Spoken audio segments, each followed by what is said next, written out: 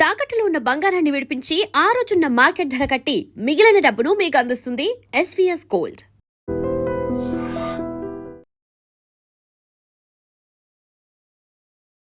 ఇవాల్టి నుంచి ఐడ్రీమ్ మీడియాలో కర్మ వర్సెస్ ధర్మ సిరీస్ ప్రారంభం కాబోతోంది.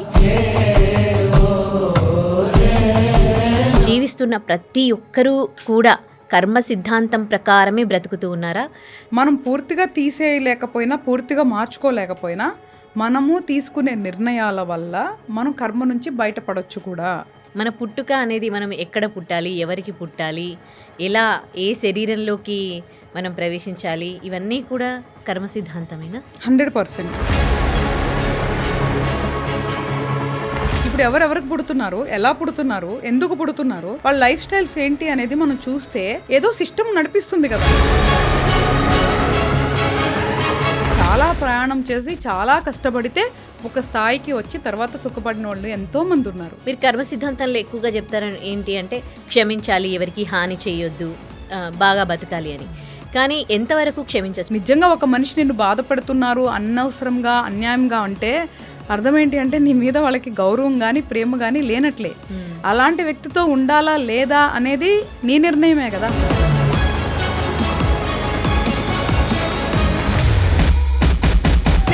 క్షమించటం అనేది ఫైన్, కానీ వాళ్ళకి అన్యాయం జరిగింది కదా, న్యాయబద్ధంగా పోరాడటం అనేది న్యాయ పోరాటం అంటారు.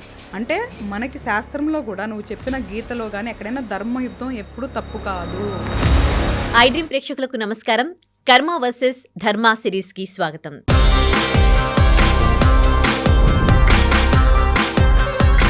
ఇవాల్టి నుంచి ఐడ్రీమ్ మీడియాలో కర్మ వర్సెస్ ధర్మ సిరీస్ ప్రారంభం కాబోతోంది. సో ఇప్పటికే మనకి కర్మకి సంబంధించి ప్రముఖ జ్యోతిషురాలు, త్రివర్ణ గురుపీఠం, హీలింగ్ కర్మ, గైడింగ్ సోల్ వ్యవస్థాపకురాలు డాక్టర్ హరిత గోగినేని గారి వాళ్ళ నుంచి మనతో పాటు స్టూడియోలో ఉంటారు. కర్మకి సంబంధించి మనకి ఏమైనా డౌట్స్ ఉంటే క్లారిఫై చేయడానికి. సో ఇప్పటివరకు చేసిన ప్రోగ్రామ్స్ అన్నీ కూడా మీరు ఆదరించారు. ఈ ప్రోగ్రామ్ని కూడా మీరు అలాగే ఆదరిస్తారని కోరుకుంటున్నాం. అలాగే మీకు కర్మకి సంబంధించి ఎలాంటి డౌట్స్ ఉన్నా కూడా మీరు కమెంట్లో పోస్ట్ చేయండి. ఆ క్వశ్చన్ నేను హరిత గారిని అడుగుతాను, మీకు ఆ డౌట్ క్లారిఫై చేస్తాను. నమస్తే మ్యామ్. చాలా చాలా థ్యాంక్స్. మనం ఇవాళ నుంచే ఫస్ట్ ప్రోగ్రామ్ స్టార్ట్ చేయబోతూ ఉన్నాము. ఇప్పటికే మీరు కర్మ గురించి చాలా చాలాసార్లు చెప్పారు, కర్మ అంటే ఏంటి అని. సో కర్మ గురించి ఇంకో డౌట్ ఏంటంటే, ఇప్పుడు జీవిస్తున్న ప్రతి ఒక్కరూ కూడా కర్మ సిద్ధాంతం ప్రకారమే బ్రతుకుతూ ఉన్నారా, లేకపోతే లేదు వాళ్ళకి ఏమైనా ప్రాబ్లమ్స్ ఉన్నప్పుడు నేను ఎందుకు నా కర్మ ఇట్లా ఉందని నేను ఇట్లా ఉండాలి, నేను నా కర్మను మార్చుకుంటాను అని కొంతమంది అంటే విల్లింగ్ ఫీల్తో వెళ్తూ ఉంటారు. సో అది కూడా కర్మ సిద్ధాంతమేనా? లేకపోతే నువ్వు అడిగిన దాంట్లో 2 విషయాలు ఉన్నాయి కదా. కర్మ సిద్ధాంతం ఫ్రీ విల్ అంటే స్వేచ్ఛగా నిర్ణయం తీసుకోవటం. ఇప్పుడు ఏదైతే ఇప్పుడు whatever we're going through అంటే ఇప్పుడు మనం ఏదైతే అనుభవిస్తున్నామో అది కర్మానుసారం అనుభవిస్తున్నాం. కానీ ఇప్పుడు ఏదైతే జరుగుతుందో, జరగబోతుందో అది మనకి ఫ్రీ విల్ అంటే మనం స్వేచ్ఛగా నిర్ణయాలు తీసుకోవచ్చు. సో అనుభవించేది కర్మకు సంబంధించింది. ఇప్పుడు జరిగే ఫ్యూచర్కి సంబంధించి మాత్రం మనమే ఫ్రీగా దానికి సంబంధించి నిర్ణయాలు కానీ, ప్రయాణం కానీ, ప్రణాళిక కానీ చేసుకోవచ్చు. అందులో మనం చేసే పనుల వల్ల మళ్ళీ మంచి చెడు అనేది మళ్ళీ ఫ్యూచర్ అకౌంట్లో నీకు స్టోర్ అవుతూ ఉంటుంది అనమాట. సో ఇప్పుడు ఇలా జరుగుతుంది కర్మ అయినా, మనం పూర్తిగా తీసేయలేకపోయినా, పూర్తిగా మార్చుకోలేకపోయినా, మనము తీసుకునే నిర్ణయాల వల్ల మనం కర్మ నుంచి బయటపడొచ్చు కూడా. సో అది మనం తీసుకునే నిర్ణయాల వల్ల ఆధారపడి ఉంటుందన్నమాట. సో ఇప్పుడు ఫర్ ఎగ్జాంపుల్ ఇప్పుడు కర్మానుసారం పూర్వజన్మలోనో లేదో మనకు తెలుసో తెలియకో మనం చేసిన యాక్షన్స్ వల్ల వచ్చిన రియాక్షన్స్నే కర్మ అంటారు. అంటే మనం చేసిన దానికి ఫలితమే కర్మ అని చెప్పబడతాం మనం. ఇప్పుడు ఈ శరీరంలో వాళ్ళకి ఏదన్నా హెల్త్ రిలేటెడ్ ఇష్యూ వచ్చింది అనుకుందాం. ఫర్ ఎగ్జాంపుల్ డయాబెటిక్ ఇష్యూయే వచ్చింది అనుకుందాం. అది హెరిడిటీ అవ్వచ్చు లేదా కర్మానుసారం రావచ్చు. సో కర్మానుసారం ఎలా వస్తుంది? కర్మానుసారం వల్లే గ్రహాలు కూర్చుంటాయని ఎప్పుడు చెప్తూ ఉంటాను కదా. సో ఆ గ్రహాల స్థితిగతులు బట్టి, ఆ హార్మోన్స్ ఇంబ్యాలెన్స్ బట్టి మనకి డయాబెటీస్ అనేది వస్తూ ఉంటుంది. నువ్వు చూస్తే షుగర్ తిన్నంత మాత్రానో లేదు అంటే వేరే అంటే స్ట్రెస్ ఉంటేనో స్ట్రెస్ ఉండకపోతేనో వేరే వేరే రకరకాలుగా నువ్వు ఎప్పుడు జడ్జ్ చేయలేవు. డయాబెటిక్ ఎందుకు వస్తుంది అనేది ఎప్పుడు జడ్జ్ చేయలేవు. నువ్వు చూసి చాలా మందికి 40-50 ఇయర్స్లో వస్తుంది. హెరిడిటీ ఎట్లా అవుతుంది? నువ్వు మామూలుగా వచ్చే ముందే వాళ్ళకి జీన్స్లో ఉంటుంది అంటే ఎక్కడ మొదలైంది అసలు అది? సో ఇలాగ డయాబెటిక్ సంబంధించి మనకి చాలా క్వశ్చన్స్ ఉంటాయి కదా. సో నేనేమంటాను, వాట్ ఎవర్ ఇట్ ఈస్, ఒక ఇన్సులినో లేదా హార్మోన్స్ రిలేటెడ్కి సంబంధించిన ఒకటి నీకు వచ్చింది కర్మానుసారమే అనుకుందాం. ఇప్పుడు అది వచ్చింది, నువ్వు దాన్ని పెంచుకుంటావా తగ్గించుకుంటావా నీ చేతుల్లోనే ఉంటుంది కదా. అవును. అంటే సమయానికి మందులేసుకుంటావా, లేదా నీ ఆహారపు అలవాట్లు మార్చుకుంటావా, దానికి సంబంధించిన ఎంతో కొంత కసరత్తు చేసుకుంటావా అనేది మన చేతుల్లోనే ఉంది కదా. సో రావటం కర్మ అనుకుందాం. ఫర్ ఎగ్జాంపుల్ చెప్తున్నాను నేను అర్థం అవటానికి. ఒకవేళ డయాబెటిక్ అనే ఒక వ్యాధి రావటం కర్మ అనుకుందాం, కానీ దాన్ని తగ్గించుకోవటం పెంచుకోవటం అయితే మన చేతుల్లోనే ఉంది కదా. కరెక్ట్. సో దాన్ని తినకూడని పదార్థాలు ఇష్టం వచ్చినట్టు తినేసేసేసి ఇన్సులిన్స్ లెవెల్కి వెళ్ళిపోయి ఏదన్నా సివియర్గా చేసుకోవటం అనేది ఫ్రీ విల్లే కదా, అది కర్మ కాదు కదా. సో నీకే వచ్చింది దానికి నువ్వు రెస్పాన్సిబిలిటీ కాదు కదా. ఒక శరీరంలో ఒక డయాబెటిక్ అనే ఒక వ్యాధి రావటం అనేది వాళ్ళకి సంబంధం లేకుండా జరిగి ఉండొచ్చు కదా.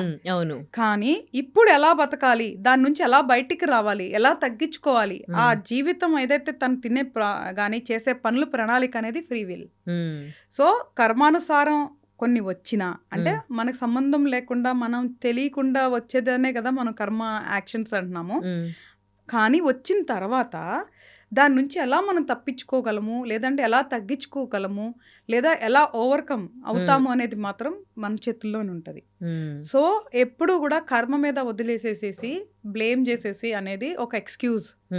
ఏది జరిగినా సరే దాని నుంచి మనం బయటకు రావచ్చు. సో కర్మానుసారం మనకి అనుకోకుండా కొన్ని జరిగినా మన చేతుల్లో లేనివి దాని నుంచి ఎలాగా బయటకు వచ్చేది అనేది మాత్రం మనకి పూర్తి స్వేచ్ఛ, మనకి పూర్తిగా మన ఫ్రీ విల్ డెసిషన్స్ మీద ఆధారపడి ఉంటుంది. మన పుట్టుక అనేది మనం ఎక్కడ పుట్టాలి, ఎవరికి పుట్టాలి, ఎలా ఏ శరీరంలోకి మనం ప్రవేశించాలి, ఇవన్నీ కూడా కర్మ సిద్ధాంతమేనా? 100%. అంటే నాకు తెలిసిన సబ్జెక్ట్ చెప్తున్నా. మేబీ ఎవరైనా ఏకీభవించినా ఏకీభవించకపోయినా ఆలోచిస్తే అర్థమవుతుంది ఎవరికైనా సరే. ఎందుకు మనం వీళ్ళకే పుట్టాం, ఎందుకు వాళ్ళు వాళ్ళకే పుట్టారు, ఏంటి అంటే దెర్ ఇస్ ఎ సిస్టమ్ కదా. ఇప్పుడు ఎవరెవరికి పుడుతున్నారు, ఎలా పుడుతున్నారు, ఎందుకు పుడుతున్నారు, వాళ్ళ లైఫ్ స్టైల్స్ ఏంటి అనేది మనం చూస్తే ఏదో సిస్టమ్ నడిపిస్తుంది కదా. మనకి తెలియనే ఒక పవర్ ఆర్ సిస్టమ్ ఎక్కడో ఆపరేట్ అవుతుంది కదా. సరే అది మనం ఎవరు చూడలేదు, బట్ చూసిన దాన్ని బట్టి అర్థం చేసుకుంటే మన యొక్క ప్రీవియస్ యాక్షన్స్ వల్ల ప్రజెంట్ రియాక్షన్స్నే కర్మ అని మనం ఎలా చెప్తున్నామో, ఒక మనిషి అంటే ఒక ఆత్మ అని చెప్తాం మనం బేసికల్గా, సోల్. బేసికల్గా ఒక సోల్ తన ప్రీవియస్ పునర్జన్మ అంటే ప్రీవియస్ జన్మలో, పునర్జన్మ అంటే మళ్ళీ ప్రీవియస్ బర్త్లో వాళ్ళు చేసిన తప్పొప్పులకి సంబంధించిన లెక్కని తీర్చుకోవటానికి కోసం ఏ శరీరంలో ఎవరికి ఎలా పుట్టాలి అనేది కర్మ నిర్ణయిస్తుంది. దాన్ని ఆపరేట్ చేయటానికి జ్యోతిష శాస్త్రం ఎక్కడ ఉపయోగపడుతుంది అంటే దాన్ని ఆపరేట్ చేయడానికి గ్రహాలని ఆ స్థితిగతుల్ని నిర్ణయిస్తుంది. సో ఎలాంటి తల్లిదండ్రులకి పుట్టాలి, ఎలాంటి వాళ్ళతో నువ్వు ప్రయాణం చేయాలి, ఎలాంటి శరీరం ఉండాలి, ఎలాంటి రోగాలు ఉండాలి, ఎలాంటి ఇల్లు ఉండాలి, ఎలాంటి తిండి తినాలి, ఎలాంటి బట్టలు వేసుకోవాలి అనేది మొత్తం కూడా ప్రీ డిఫైన్డ్ ప్రోగ్రామే. ఇది నేను నేర్చుకొని రీసెర్చ్ చేస్తున్న, అర్థం చేసుకున్న కర్మ సిద్ధాంతంలోని ఒక భాగం.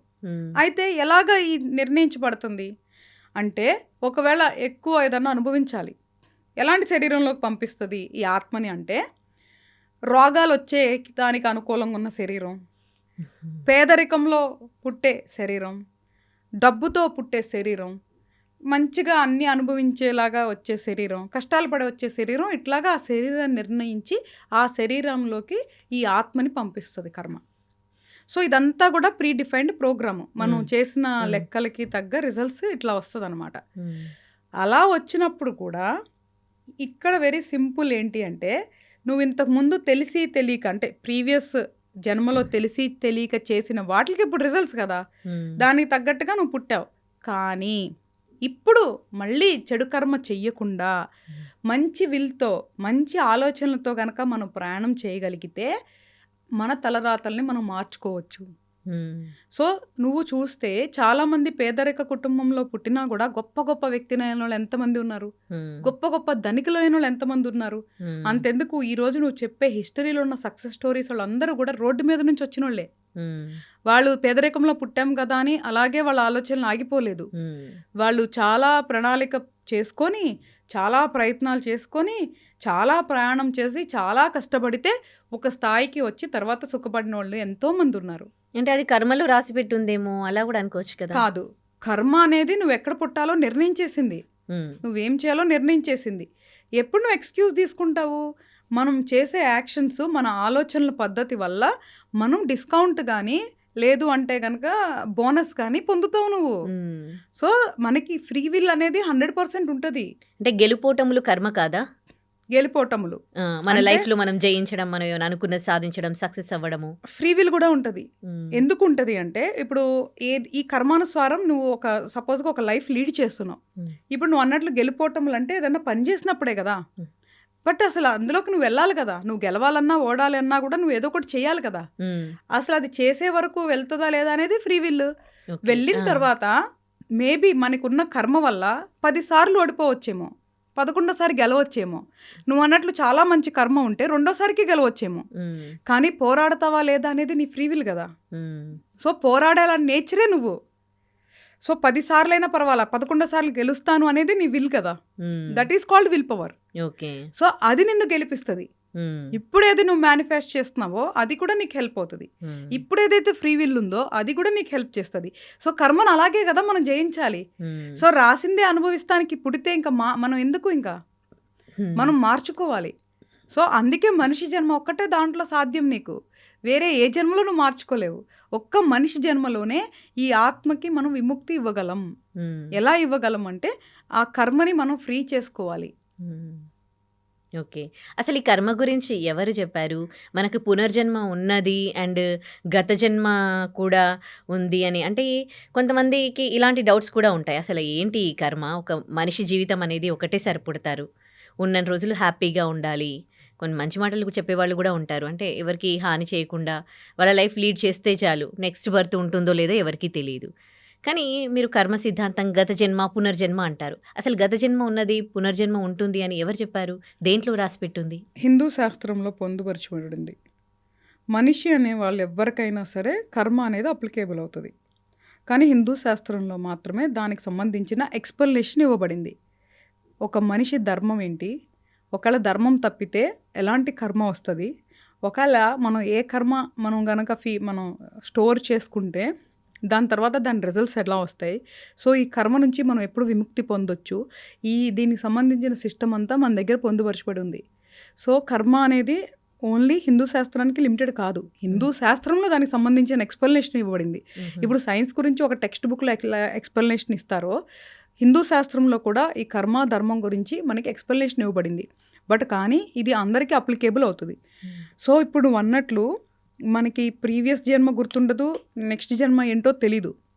అందుకే నేనేం చెప్తున్నాను, మనకి తెలియని జన్మలో మన జీవితాన్ని మనమే రాసుకుందాం. మంచిగా పుట్టాలి, మంచిగా బతకాలి. కాబట్టి ఇప్పుడు తప్పు చేయొద్దు. ఈ జన్మలో నువ్వన్నట్లే మనకి నచ్చినట్లే బతుకుదాం. కానీ ఎవరిని మోసం చేయకుండా, ఎవరిని బాధ పెట్టకుండా. అంటే ధర్మాన్ని తప్పకుండా మనకి నచ్చినట్లే బతుకుదాం. ఇప్పుడు నేను ఒక ఫుడ్ ఏదన్నా తినాలి అనుకుంటున్నా, ఆహార పదార్థం. నేను హ్యాపీగా దానికి సంబంధించినవన్నీ కొనుక్కొని తీసుకొచ్చి మా ఇంట్లో ఎవరైనా ఉన్నారో వండుకొని తిని తృప్తిగా ఉండటం ఇది ఒక పద్ధతి. హ్మ్. కానీ నేను తినాలనుకుంటున్నాను. కానీ నేను వండుకోకుండా ఎవరి దగ్గరో లాక్కొని తింటా. హ్మ్. అది తప్పు. హ్మ్. సో, నువ్వెలా తినాలనుకుంటున్నావు, ఎలా తిన్నావు అనేదే దాని నుంచి వచ్చే రిజల్ట్సే కర్మ. హ్మ్. కర్మ అనేది ఎప్పుడు మంచి, చెడు అని కాదు. కర్మ is results of your action. మనం చేసే దానికి ఫలితమే కర్మ. Very simple. హ్మ్. ఏం చేస్తామనేది మన చేతుల్లోనే ఉంది కదా! హ్మ్. కాబట్టి ఇప్పుడు తినాలనుకుంటున్నాం. మనం చాలా పద్ధతులున్నాయి. మనకి తినడానికి చాలా ఫుడ్స్ ఉన్నాయి. కొంతమంది ఎగ్స్ తింటారు, కొంతమంది వెజిటేబుల్స్ తింటారు, కొంతమంది మాంసాహారం తింటారు. అంటే ఒక జీవిని చంపి తింటున్నాము అంటే అది తప్పు అని ఒకవేళ తినలేదు అనుకో, హ్మ్. అది మంచిది వాళ్ళకి. హ్మ్. లేదు ఒక జీవులు చచ్చిపోయినా పర్వాలా, మన టేస్ట్ బడ్స్ మనకి రుచిగా ఉంటది, మనం తినాలి అనుకొని చూస్ చేసుకున్నాం అనుకో, హ్మ్. దానికి సంబంధించిన రిజల్ట్స్ వేరే ఉంటాయి. హ్మ్. అంటే నేను చంపట్లేదు కదా అంటే అలా కాదు కదా! దాన్ని పెంచినోళ్ళు, దాన్ని చంపినోళ్ళు, దాన్ని తిన్నోళ్ళు అందరూ ఆ పాపంలో భాగం చేసుకోవాల్సిందే. అంటే ఒక జీవిని చంపేదానికే పెంచి హ్మ్. దాన్ని అలా చేయటం అనేది హ్మ్. మానవత్వం అంటే అనిపించుకోదు కదా! సో, హ్మ్. అవి కొన్ని ఉంటాయి అన్నమాట చిన్న చిన్నవి. అలా అని మరి నాకు తినాలనిపిస్తే తినొద్దా అంటే, మనం అన్నీ తినం కదా! హ్మ్. ఎందుకు కొన్ని మాత్రమే తినాలనుకుంటున్నాము? అంటే మనకున్న అవి ప్రేరేపిస్తాయి. అది నువ్వు కంట్రోల్ చేసుకొని తింటావా తినవా అనేది మన ఫ్రీ విల్లే కదా. సో ఇంకా వేరే ఆప్షన్స్ ఉన్నాయి కదా, అదే ఎందుకు తినాలే, వదిలేద్దాం, వద్దులే అనుకుంటే అయిపోతుంది. అలా అందరు తింటే మానేస్తారు అనుకో, ఇలా పెంచి వాటిని చంపే ప్రాసెస్ అనేది ఆగిపోతుంది కదా. కరెక్టే. పాపం వాటికి తొందరగా పెరగడానికి రకరకాల ఇంజెక్షన్స్ ఇస్తారు, రకరకాలు చేస్తారు కదా. అవి కూడా ప్రాణం ఉన్న జీవే కదా. కొంతమంది అంటారు మరి చెట్లు కూడా జీవులే కదా అట్లా అంటే, బట్ ఇది వేరు అది వేరు, సబ్జెక్టు డిఫరెన్స్ ఉంటుంది. ఒక జీవిని పెంచి తిరిగే అన్ని ఉన్న అవయవాలు ఉన్న ఒక జీవి తిరిగే జీవిని తినేది వేరుంటుంది, మొక్కలు తినేది లేదంటే కూరగాయలు తినేది వేరుంటుంది. కాబట్టి నేనేమంటానంటే తెలిసి తెలిసి ఒక ప్రాణానికి ఇబ్బంది పెట్టి చేసే పనులకి ఏదో ఒకటి, అది 5% అయినా 10% అయినా చెడు అనేది మనం జమ చేసుకుంటాం అనమాట. అలాగే మనుషుల్ని మనం తెలిసి గనక బాధ పెట్టి ఎదుటి వాళ్ళని అంటే మానసికంగా అయినా శారీరకంగా అయినా హింసించితే మాత్రం అది కూడా చెడు కర్మ కింద వస్తుంది. మన లైఫ్ మనకి ఇష్టం వచ్చినట్టు బతికేదానికి 1000% మనకి హక్కు ఉంది. ఓన్లీ అట్ ద కండిషన్ ఎవరిని బాధ పెట్టకుండా, ఇబ్బంది పెట్టకుండా.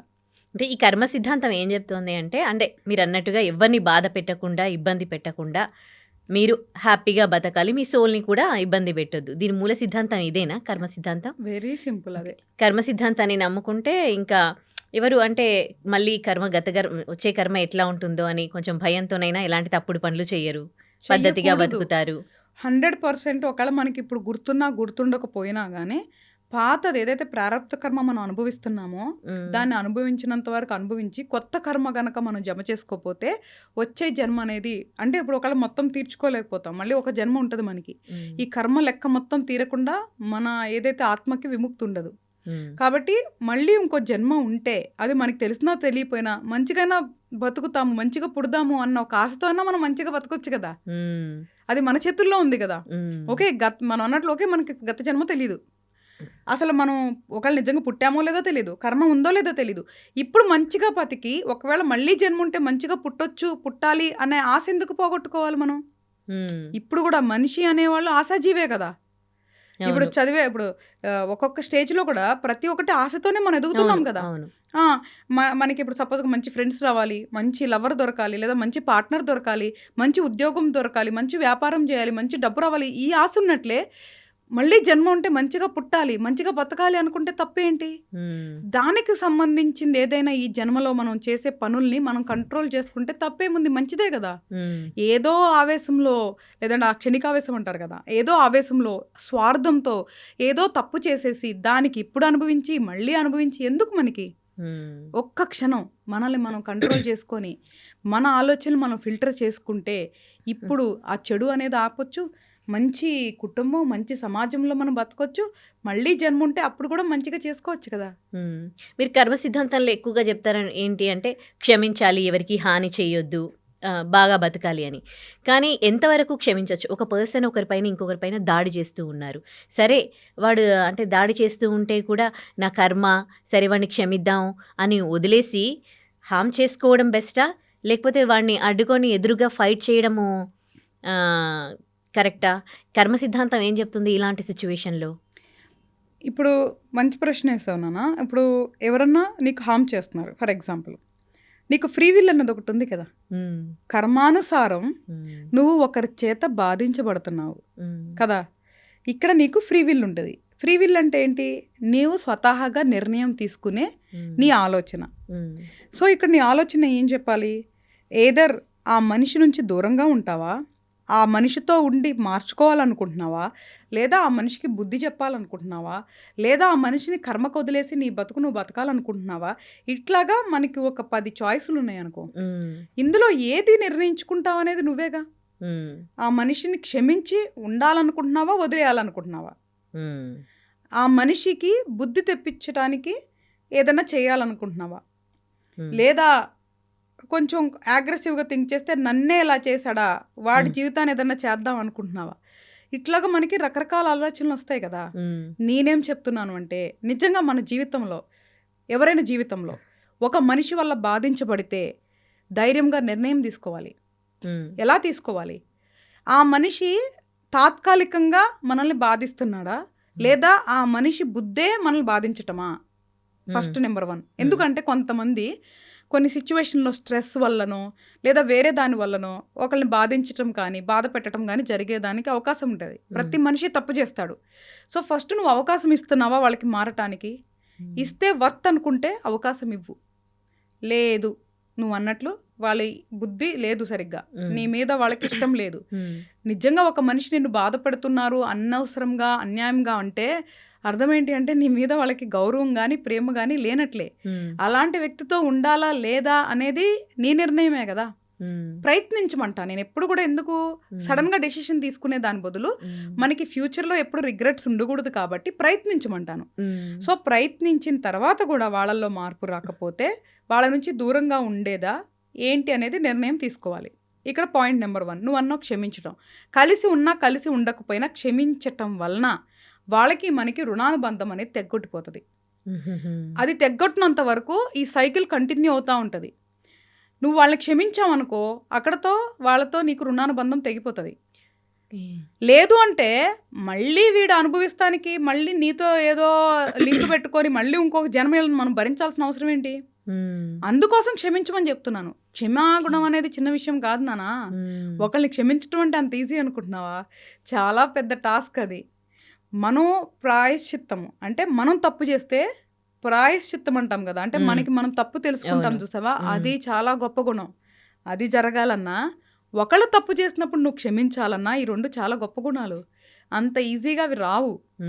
కాబట్టి ఆ యొక్క ఘర్షణలోంచి ఏదైతే నువ్వు బయటకు వస్తావో అదే నువ్వు. సో వాళ్ళని క్షమించి కలిసి ఉంటావా విడిపోతావా అనేది నీ నిర్ణయం. లేదు వాళ్ళకి లెసన్స్ టీచ్ చేయాలనుకుంటున్నావా, కాలం ఎట్లాగో టీచ్ చేస్తుంది. నన్ను నమ్మండి.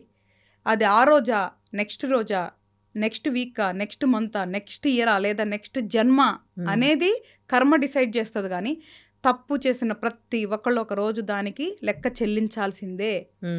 కానీ అది ఎంత తొందరగా పనిచేస్తుంది అనేది యువతల వ్యక్తి బట్టి ఆధారపడి ఉంటుంది, వాళ్ళు చేసే యొక్క పని యొక్క తీవ్రత బట్టి ఆధారపడి ఉంటుంది. బట్ అనుభవించటం అయితే ఖాయం, ఇందులో ఎటువంటి సందేహం లేదు. సరే అది నువ్వు క్షమించేసేసి కాలానికి వదిలేస్తావా లేదా అనేది నీ నిర్ణయం. లేదు ఇంకొక పని నువ్వు బుద్ధి చెప్పాలనుకుంటున్నావు అనుకో, మనకి సిస్టమ్ ఉంది కదా, లా అని ఒక సిస్టమ్ ఉంది కదా, పద్ధతిగా వెళ్ళొచ్చు. నువ్వు మన చేతుల్లోకి తీసుకోకూడదు. ధర్మాన్ని కానీ కాలాన్ని కానీ మన చేతుల్లోకి తీసుకోకూడదు. ఇప్పుడు ఎవడో ఒకడు తప్పు చేశాడు అంటే వాడికి బుద్ధి చెప్పాలని నువ్వు 4 మనుషుల్ని హైర్ చేయటం కానీ లేదా మనమే వాడు వచ్చినప్పుడు కర్ర తీసుకొని కొట్టావనుకో, వాడు తప్పు చేసినందుకు కొట్టారు అని వాళ్ళు అనుకుంటారు. కానీ నువ్వెవరు వాడిని శిక్షిస్తానికి అనేది కాలం అనుకుంటుంది. నువ్వు వాడి చేతులు అనుభవించాలని నేను రాశా, మళ్ళీ తిరిగి నువ్వెవరు వాడిని శిక్షిస్తానికి? కరెక్ట్. ఇక్కడ అర్థం చేసుకోవాల్సింది ఏంటి అంటే నాన్న, మనకి బాధాకరమైన మనం అర్థం చేసుకోవాల్సింది ఏంటంటే ఒకటి చేతిలో మనం మోసపోయాము లేదా ఒకళ్ళ చేతిలో మనం బాధించబడుతున్నాం అంటే అది మన కర్మ. కానీ అది కంటిన్యూ చేస్తావా లేదా అనేది నీ ఫ్రీ విల్. బ్రేక్ చేయమంటున్నా నేను. ఓకే, నీ కర్మని నువ్వు బ్రేక్ చేయి, నీ కర్మను నువ్వు జయించు. వాళ్ళతో ఉండాలా లేదా నీకు స్వేచ్ఛగా ఉంది నిర్ణయం తీసుకోవటం, అది నిర్ణయం తీసుకో. వాళ్ళు మార్చుకుంటావా లేదా నిర్ణయం తీసుకునేది ఉంది నీ దగ్గర. వాళ్ళతో ఉండాలా లేదా మార్చుకుంటావా లేదా అనేది నీ ఫ్రీ విల్. దాన్ని బట్టి రిజల్ట్స్ మారుతాయి కదా. ఆలోచించమంటున్నాను, చాలా డీప్గా ఆలోచించి ప్రాపర్గా నిర్ణయాలు తీసుకోవాలి. క్షణికావేశంతో తీసుకోకూడదు. మనకి డెఫినెట్గా ప్రతి ఒక్క మనిషికి బాధేస్తుంది, కానీ ఆ ఎమోషన్తో ఆలోచించు. మాకు ఫస్ట్ ఏదో రీజన్ ఉంది నేను ఇది గో త్రూ అవటానికి, ఇప్పుడు నేను ఎలా బయటికి రావాలి అని ప్రశాంతంగా కూర్చొని ఆలోచించాలి. లేదా మనకి కౌన్సిలర్సో, ఇప్పుడు బేసికల్గా నేను ఆస్ట్రాలజర్ అయినా మోర్ ఐఎమ్ కౌన్సిలర్ అనమాట. అలాగ సమస్యలు ఉన్నప్పుడు మనం కౌన్సిలింగ్ ఇస్తాము. ప్రొఫెషనల్ కౌన్సిలర్స్ కానీ సైకాలజిస్టులను కానీ అప్రోచ్ అయ్యి మనకి ఉన్న ఆలోచనలు వాళ్ళతో షేర్ చేసుకొని థర్డ్ ఒపీనియన్ తీసుకోవాలి. Rather than talking to me ఫ్రెండ్స్తో ఫ్యామిలీ వాళ్ళతో మాట్లాడేదానికంటే అలా థర్డ్ పార్టీ అంటే అవతల వ్యక్తికి మనకి సంబంధం లేని 3వ వ్యక్తి దగ్గర వ్యక్తపరచుకుంటే మనకి ప్రాపర్గా మనకి సజెషన్స్ వస్తాయి అన్నమాట, సలహాలు. ఓకే. మన వాళ్ళు ఎట్లా ఉంటారంటే బయాస్డ్ ఉంటారు కాబట్టి కరెక్ట్. మనకి ప్రాపర్గా వాళ్ళు సజెషన్ ఇవ్వలేరు. సో నేను ఫస్ట్ చెప్పేది ఏంటంటే, ఒకవేళ రిలేషన్ అయినా నార్మల్గా అయినా ఎక్కడైనా ఇబ్బంది వచ్చి మనం నిర్ణయం తీసుకోలేని పరిస్థితి ఉంటేనే అప్పుడు థర్డ్ ఒక ఒపీనియన్ తీసుకొని దాన్ని బట్టి డెసిషన్ తీసుకొని చక్కగా నీట్గా ప్రణాళిక చేసుకొని అహింస మార్గంలో వెళ్ళటం బెటరు. లేదు వాళ్ళకి నిజంగా చేయాలనుకుంటే మన దగ్గర చట్టాలు ఉన్నాయి, లాలు ఉన్నాయి, మిస్యూజ్ చేయకుండా జెన్యున్గా వెళ్ళి అప్రోచ్ చేయొచ్చు. అంటే ఎంతవరకు అవుతుంది అంటే అది మళ్ళీ సపరేట్ సబ్జెక్ట్.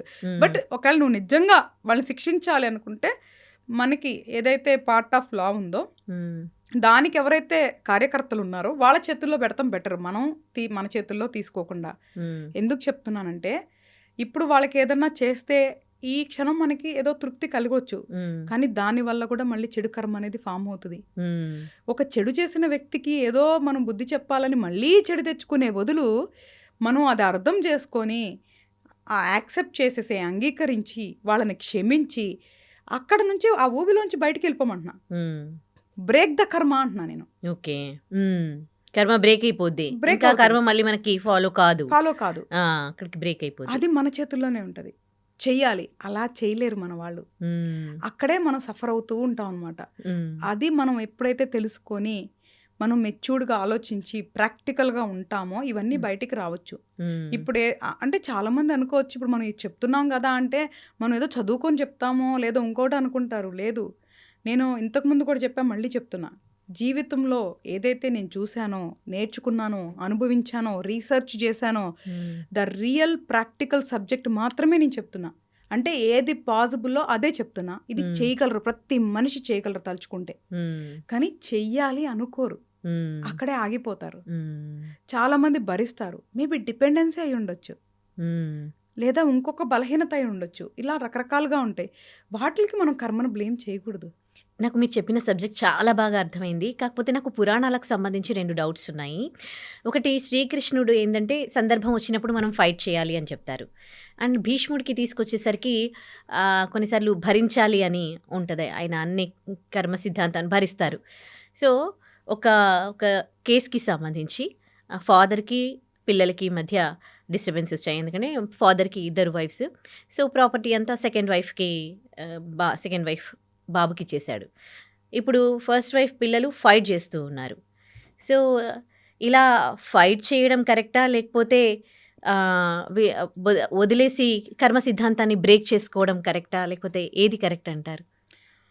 ఇది యాక్చువల్గా వెరీ టిపికల్ క్వశ్చన్. ఇది కర్మతో యాక్చువల్గా ఒక తండ్రి ఆస్తి ఆ బిడ్డలకి రావటం వాళ్ళ హక్కు. That to first wife kids వాళ్ళు కంపల్సరీగా సెకండ్ మ్యారేజ్ కూడా చేసుకోలేదు తను, జస్ట్ కీప్. అప్పుడు వాళ్ళకి డెఫినెట్గా హక్కు ఉండదు. ఎవరైతే ఫస్ట్ భార్య వాళ్ళ పిల్లలకి హక్కు ఉంటుంది. అయితే ఇక్కడ మనం అర్థం చేసుకోవాల్సింది ఏంటంటే, ఆ రెండో వ్యక్తి ఆస్తి కోసమే వచ్చి ఉండొచ్చు, ఈ డబ్బు కోసమే వాళ్ళని లోబరుచుకొని ఉండొచ్చు. ఎయిదర్ ఫస్ట్ వాళ్ళు కూర్చోబెట్టి ఆ ఫాదర్కి అర్థమయ్యేలాగా చెప్పి, నలుగురు మంచి మనుషులతోనో రకరకాలుగా, అంటే ఫస్ట్ మాటలతో ఆ మనిషి మనసు మార్చి, మైండ్ మార్చి, రియలైజేషన్ ప్రాసెస్లోకి వెళ్ళి చేసి సాత్వికంగా చేసుకునేది ఒక పద్ధతి. అదంతా అయిపోయింది. అప్పటికి మారలేదు. మారినప్పుడు డెఫినెట్గా లా ప్రకారం ఫైట్ చేయడంలో తప్పే లేదు. ఎందుకంటే ఇక్కడ ఎవరిని మనం హామ్ చేయట్లేదు, అది వీళ్ళ హక్కు. ఎందుకంటే అదే తండ్రిని నమ్ముకొని ఈ పిల్లలు వచ్చారు కదా, అదే భర్తను నమ్ముకొని ఆవిడ జీవితం అంతా అట్లా ఉంది కదా, ఉండి ఆయన నమ్ముకొనే పిల్లలు సంసారం అనేది ఏర్పరచుకున్నారు కదా. ఇప్పుడు నడి రోడ్డు మీద వదిలేయటం అది 100% అధర్మం. ఆయన కర్మ ఆయన అనుభవించాల్సిందే.